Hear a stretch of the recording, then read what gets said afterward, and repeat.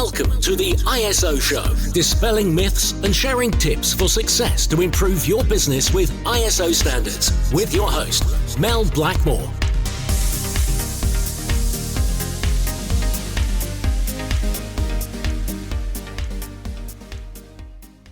Hello and welcome to the ISO Show. Thank you very much for joining me today.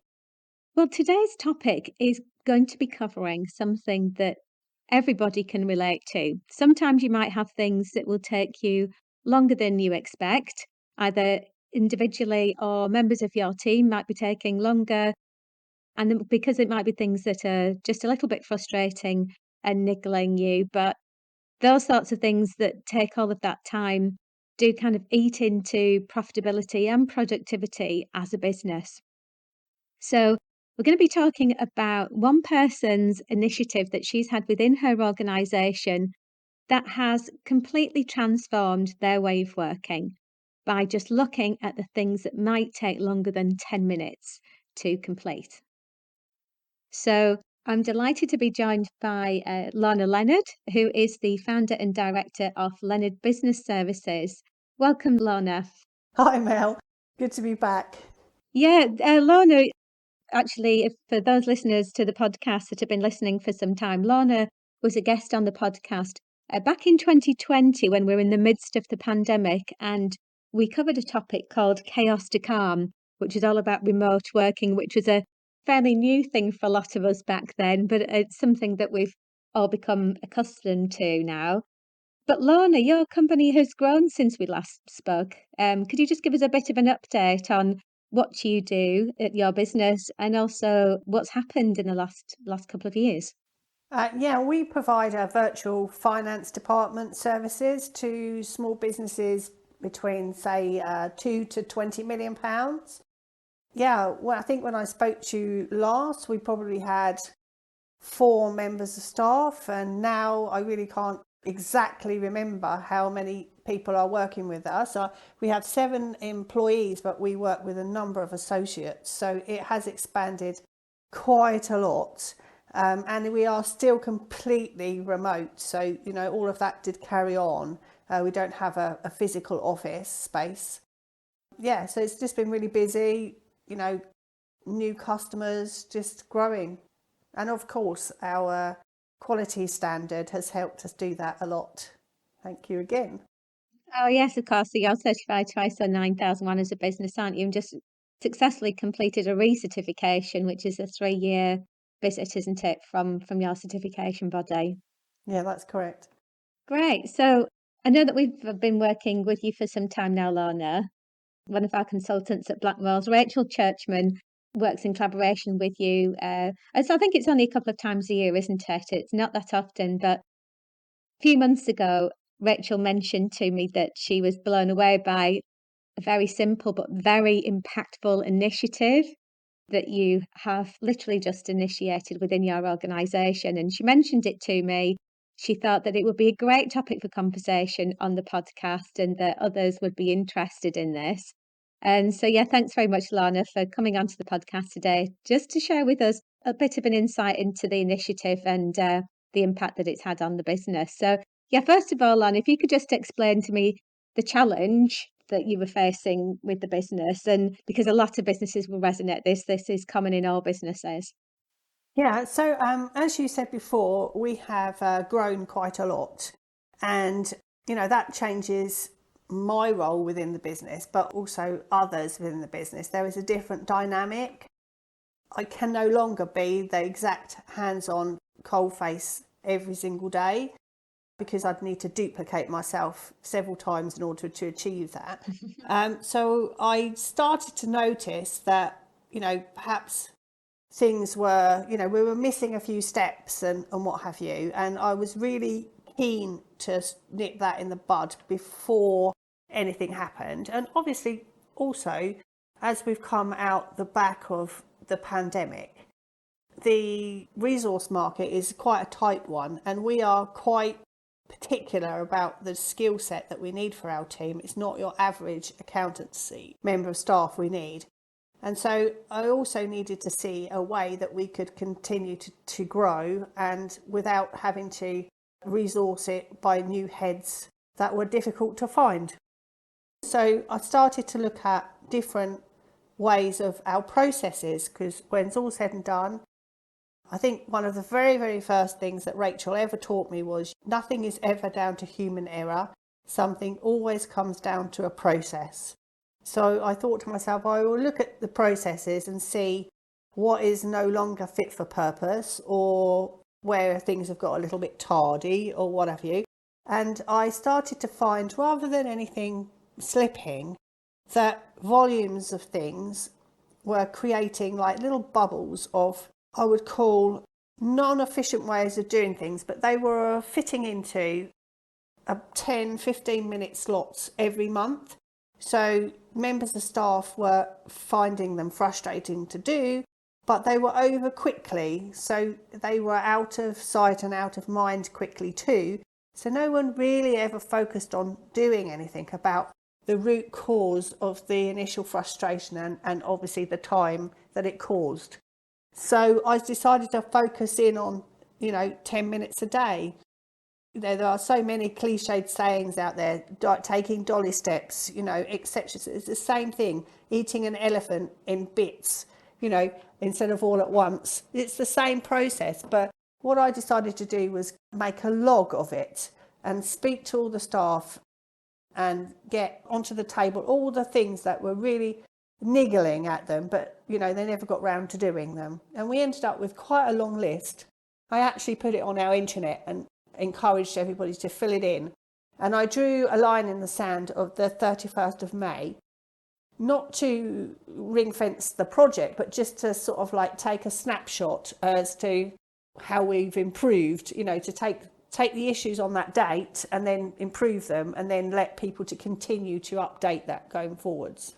Okay, so can I just interject there a second then, Lorna? So you have a specific time frame then. So this is looking at a point in time where things were taking them quite a while. Although when you say quite a while, something that might take 10 minutes that could potentially be done in less, or even not done at all, if there was another alternative solution like automation or use of technology, or and sometimes things can get duplicated, can't they? So did you look at it over a period of time, like from, beginning of the month to the end of the month?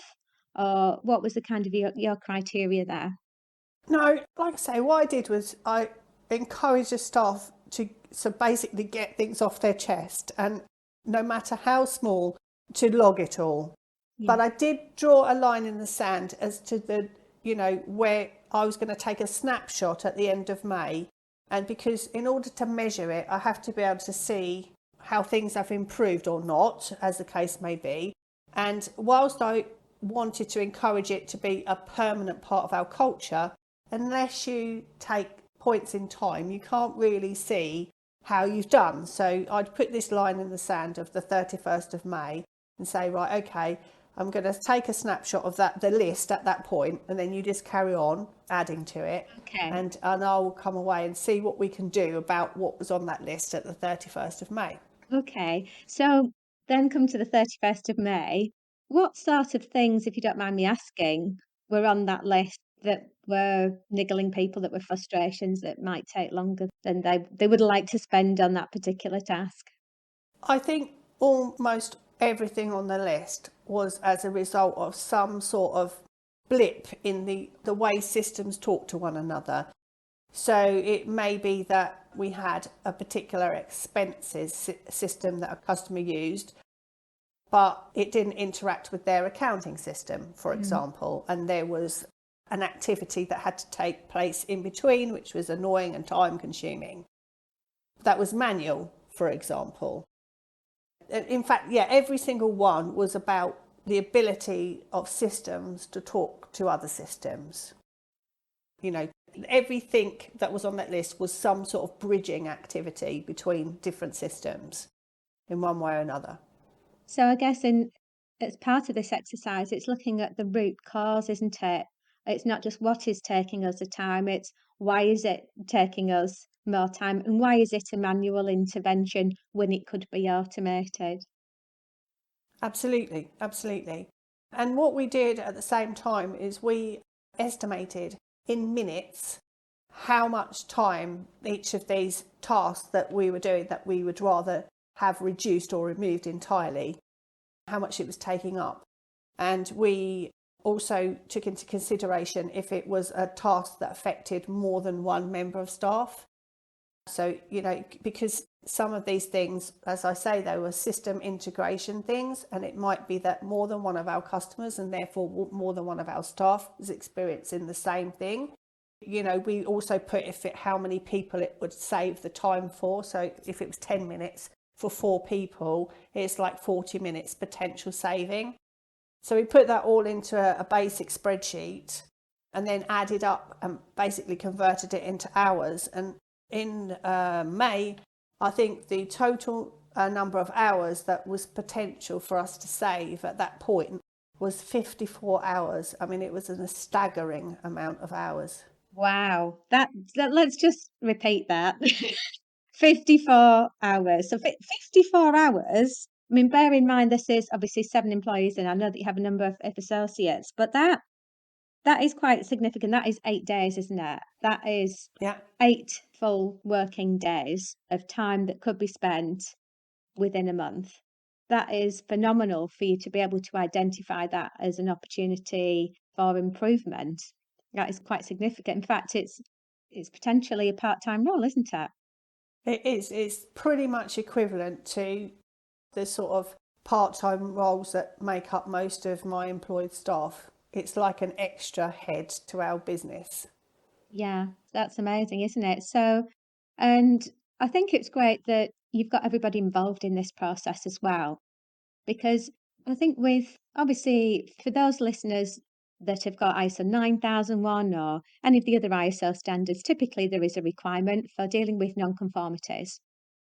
But not that many organisations take a step back and look at trends and look at, what are the things that we could be doing proactively to be able to look at where our risks and weaknesses are and where we can potentially optimize what we do.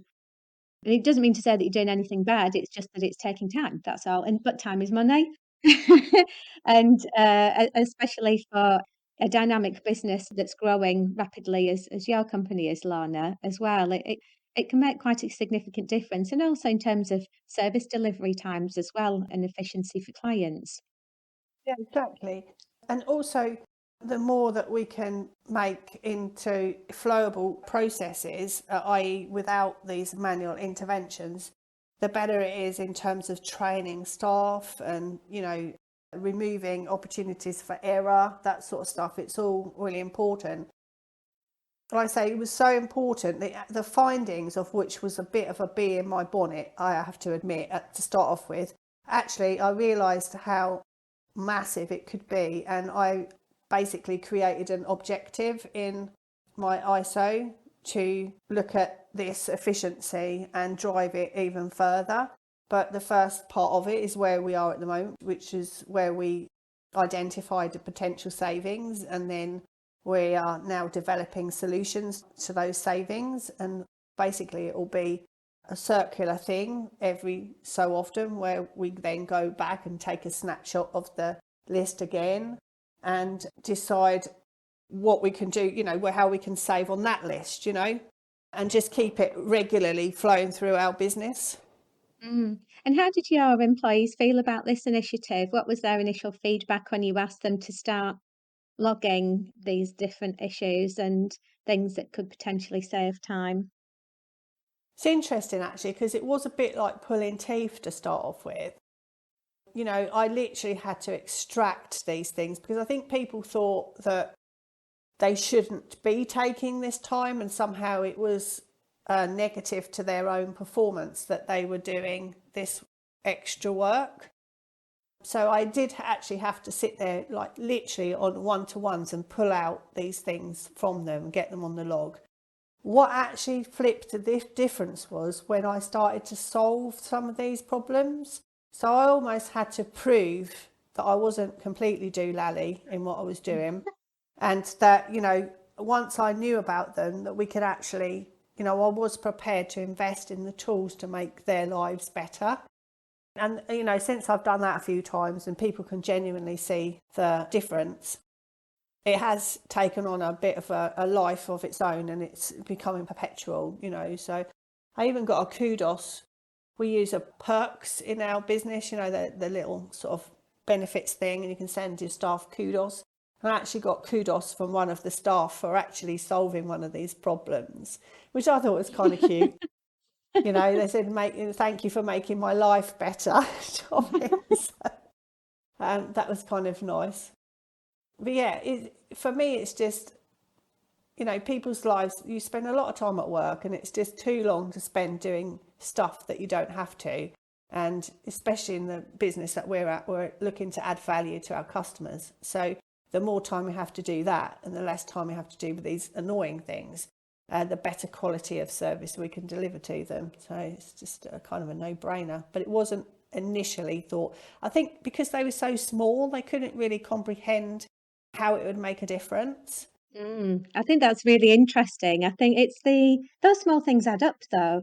If we look at 10xing those 54 hours, if you had 10 times 7 members of staff and you 10x those 54 hours, which could be the case in another year or 2 years down the line, that's even more time, more overhead costs as far as salaries are concerned, when actually it just comes down to reviewing the systems, doesn't it? It's not necessarily the people, like you said earlier on. It's about the systems and the processes and understanding what's working well and what isn't, and realizing that you're always on that path to continual improvement, because there will be new systems that clients are using that need to integrate with other systems.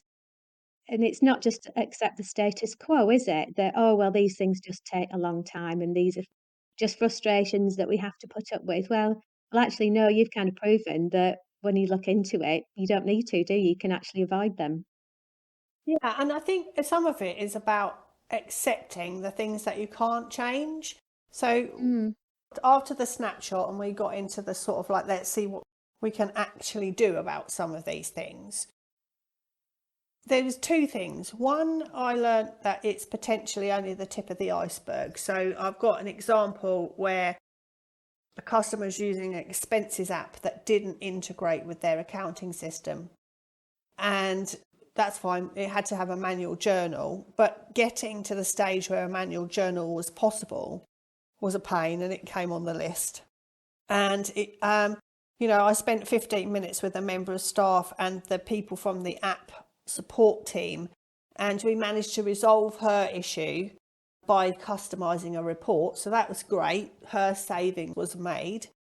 Yay, tick in the box. But a week or 2 later, I was talking with another member of staff who did a more high level part of this customer's work. And I had found out that by changing that, I had also saved them time in their job. So there was another half an hour saved that I wasn't even aware was an issue. Because it wasn't flagged as an issue, because it wasn't causing them aggro. They just got fed the information, they dealt with it. But as soon as we changed the first one, it actually improved. So there was like other benefits that we weren't aware of just by focusing on this 10-minute thing, which is pretty amazing. Yeah, it's had a compounding effect by the sounds of it then, not only internally but externally as well with other stakeholders. Yeah.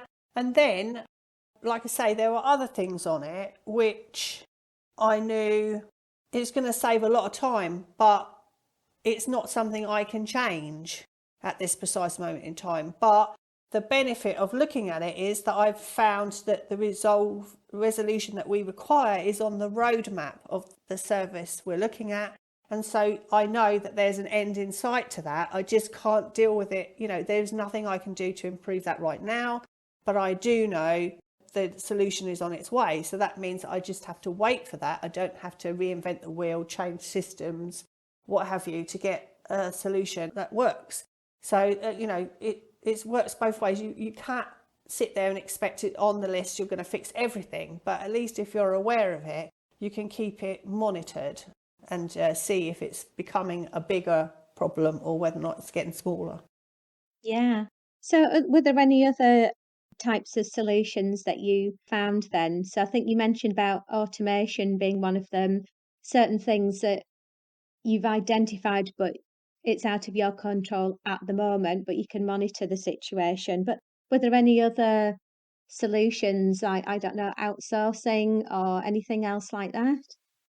And not so much outsourcing as being the general solution, but I did outsource the problem solving to somebody. So I looked at a few bits and pieces, and there is tools, as a lot of people will understand, like Zapier, for example, that will integrate systems that don't naturally talk to one another. But that in itself would have taken me quite a long time to work out what the correct Zap I needed to create, a lot of learning, and I'm time poor. So what I did was I investigated people to work with who could actually do the writing for me. And I did that, and I found a great guy in Michigan who has written some API connections for me that has actually done the automation.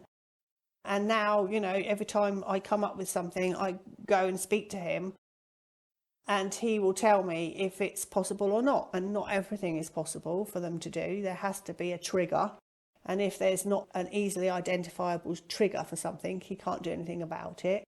Or if the software hasn't got an API, open API code, then we can't do it. But I kind of consider him sort of an extended part of the team now, because it just means that there are so many more options for us to get things done more effectively. And I wouldn't have looked for him if it hadn't been for this project. Fantastic. Yes, I think just goes to show that you don't have to do everything yourself, do you? And then sometimes there are people that know a lot more about these things that you can bring in to strengthen your team as well, and they're your kind of go-to resource as well, because we've only got so many hours in the day, haven't we? And I know that for organisations that are growing rapidly and scaling up, that time is precious. So by being able to save, yourself hours and hours by outsourcing certain, problem solving issues to other experts, it can lead to really good results. Yeah, I mean, it's this old adage, like when you're a small business, you're looking at costs all the time. But actually, does anyone really look at the true cost of things? So, I mean, as a business, we help our customers. We don't do payroll for people, but we help them with certain bits to do with the payroll. And in particular, this example is about P11Ds, and we've done it for years. And the government has been changing the way that you submit the P11Ds. So in the olden days of a few years ago, you used to have to send your P11Ds into the Inland Revenue. And so you filled in a load of forms, and then you sent a copy to the employee and you sent a copy to the Inland Revenue. Everybody's happy. Now the Inland Revenue require you to submit online, but it's completely different to the forms you give to the staff. So you find yourself, or we found ourselves, with a situation where we were just faffing about with a load of PDFs to get them in a format for the staff. We'd done the submission to the HMRC easily, but there was no output anymore. We couldn't send that to the staff. So partly because of this program, I was like, oh, I can't believe this. There has to be a way for us to be able to do P11Ds more easily, because this was a real, not a little problem. This is quite a large time problem, only once a year, but big. So we actually managed to find a system that you didn't need to have payroll, because we don't run payroll. It's normally a bolt-on to payroll systems. This was a standalone P11D system, and I think it cost us 294 quid for the year. And seriously, it was probably taking us about 3 days to do these ruddy PDFs for people. And so like the 294 was like, there's a little dance here, because we condensed our time for doing them into... For those of our listeners that can't actually see Lorna and I, Lorna was just doing a little dance there. Yeah, absolutely. A groovy little move there, Lorna. I like that. I think we cut our resource effort on them down from 3 days to... It was the first time we did it, so we were mucking about a bit, like getting used to it. So it probably took us a couple of hours to do the P11Ds that would have taken us 3 days to get the documentation in place, just because we're a kind of business that doesn't do payroll, but it does the P11Ds. We're different in that respect to most accountancy things. So, it's really about people not taking no for an answer. Just carry on asking why, until you get to a point where either genuinely you can't do anything more, or you've solved the issue. Yeah. It's what we've been doing. So yeah, that's a perfect example of the 5 whys. You keep asking why, and then that's when you really get to understand what the issue is, and then you can actually fix it. But no, Lorna, that's been an absolute pleasure chatting with you today. And yeah, thanks very much for sharing with us some real life examples on, the challenges plus the solutions, and how everybody within your company has been involved in identifying any issues, and also the opportunities for improvement. And it's been brilliant to hear about examples of both introducing automation, tech, elimination, and then also the realization that sometimes you just can't move these things, but you do monitor them. You don't just take it as a no, that we can't do anything in the future. It may be a no at the moment, but we're still working on it. So, yeah, and I can see now why you've won a number of awards over the last couple of years, Lorna, at LBS, and how that's down to you being so proactive and working together as a team. So, yeah, congratulations for that. and thank you for having me. Brilliant. No, it's been a pleasure. So yeah, hopefully we'll get you back onto the podcast as well in the next year or two, and see how things are going over at LBS. And I'm sure there'll be more interesting stories to share with us then. And yeah, excited to hear what happens next on your journey. So yeah, thanks very much, Lorna. Thank you. Great. Well, I'm sure that many of you can resonate with our conversation that we had today, which was all about, how can you identify where there are certain frustrations within your business, and being able to log them, identify the issues, and look at solutions together. Because I'm sure that there are a lot of things that we would like to do to avoid frustrations, and to get more time back in our days as well. So if you'd like to find out a little bit more about certain initiatives in terms of quality initiatives, we've got a lot of that over on the ISology Hub. So that's www.isologyhub.com. We have some free downloadables available, which we'll include in the links to the podcast. And we'll also include links to Lorna's website as well. So if you'd like to find out more about her business, and also I'd definitely recommend connecting with Lorna on LinkedIn. She's been posting some information about these initiatives. She's very open and transparent, and yeah, she's got a great audience there, and you can see why, because she's always sharing lots of values and hints and tips with her audience as well. So I definitely recommend reaching out to Lorna Leonard on LinkedIn too. So that's all for today. Thanks very much for listening, and I look forward to catching up with you on the next ISO show.